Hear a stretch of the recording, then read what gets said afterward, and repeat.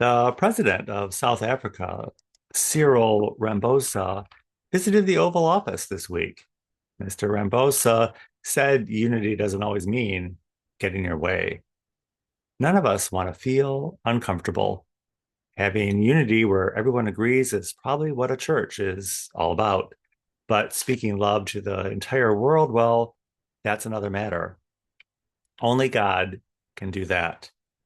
On rare occasion, an institution or person can do the same. The New York Times says that the killing of white people in South Africa is greatly exaggerated. People seem equally divided on the matter. We're always looking for a dead body to make our point, instead of looking to the one person who is always speaking love to the world with one unified voice, the one unified voice we will ever know. Welcome. Welcome to Sunday Coffee Hour. I'm Stanley Smith. At Sunday Coffee Hour, we talk about everything and nothing. This Sunday, we didn't have much to talk about because everyone was at the congregational meeting to find out who they were electing as new pastor. Since the meeting, it's kind of been crickets. The readings at Washington National Cathedral was from Acts. If you don't think Trump is Hitler, then you're a Trump supporter. And from Revelations, the New Jerusalem will be much better than the old one. The gospel reading at Washington National Cathedral was from John. When you love one another, you have love for God. The sermon at Washington National Cathedral was by Rose Duncan. Rose said stories are often told by looking back. We have to go back to the beginning, and that's what Jesus was doing when he asked us to love one another. That's what we were supposed to be doing in the first place.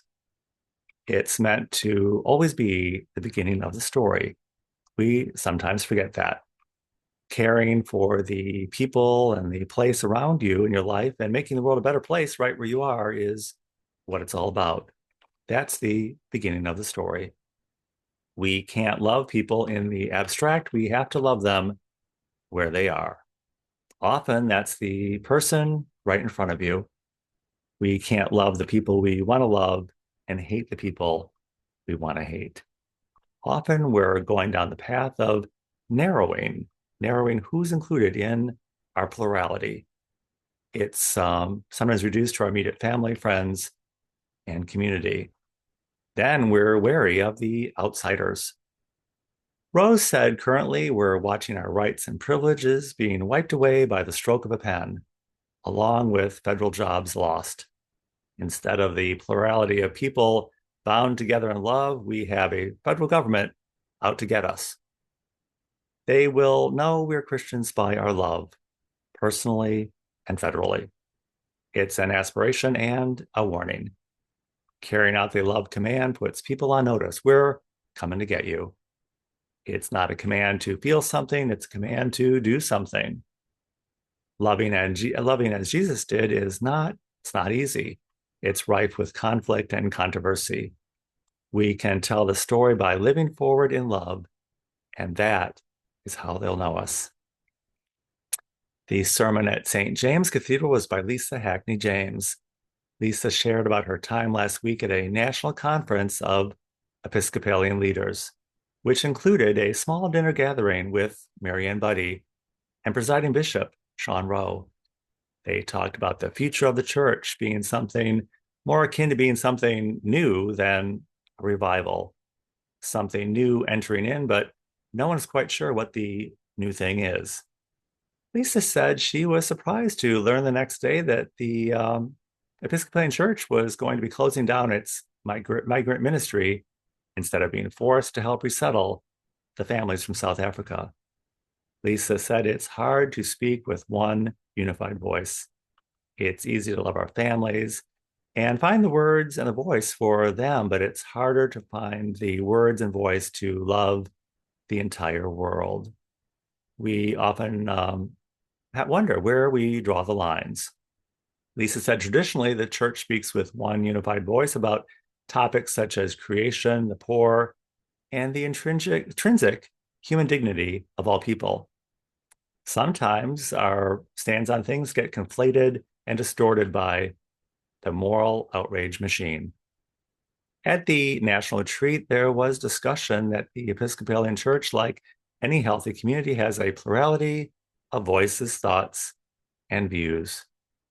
Lisa said they will know we are Christians by our love, but no one wants to be forced to agree with everyone, especially for political reasons.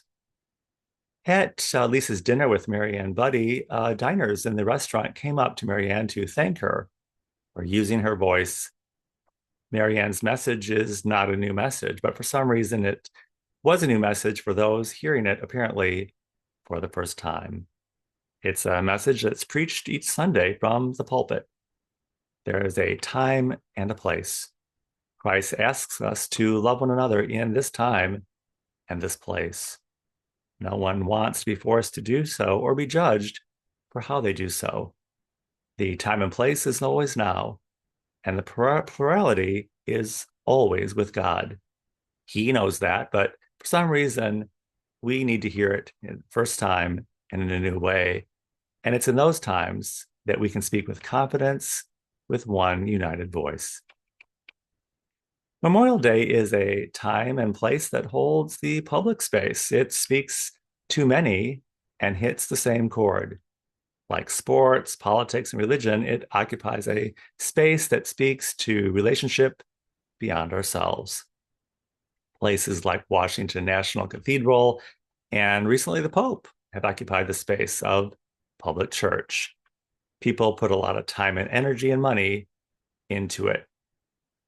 Every egregor eventually fails, and something else steps into the place. Whether it's worthy or not, something has to be there. In industry, in culture, in the pulpit, and even in the Oval Office. When it speaks to a small group of unified souls, it's probably a church, political party, or cultural tradition. But when it speaks to the broader audience, then it's more akin to what God is all about. Being a church is one thing, but being a great institution is another. If you're going to build something big, you probably need to bend or subvert the will of others to do so. God is the master builder. Here on earth, we depend on those who come close. They occupy the space. Hopefully, they will know we are Christians by our love and not by federal grants. They say being professional is showing up to do the job, even when you don't want to do so. Being Christian means helping those we don't even like. And the good news of that is that there's always plenty of people we don't like. If you would like to join us at Sunday Coffee Hour is every Sunday at 12 noon Central Time on Zoom. I will include my email in the description of this video. Be happy to send you an invitation. And I look forward to seeing you very, very soon.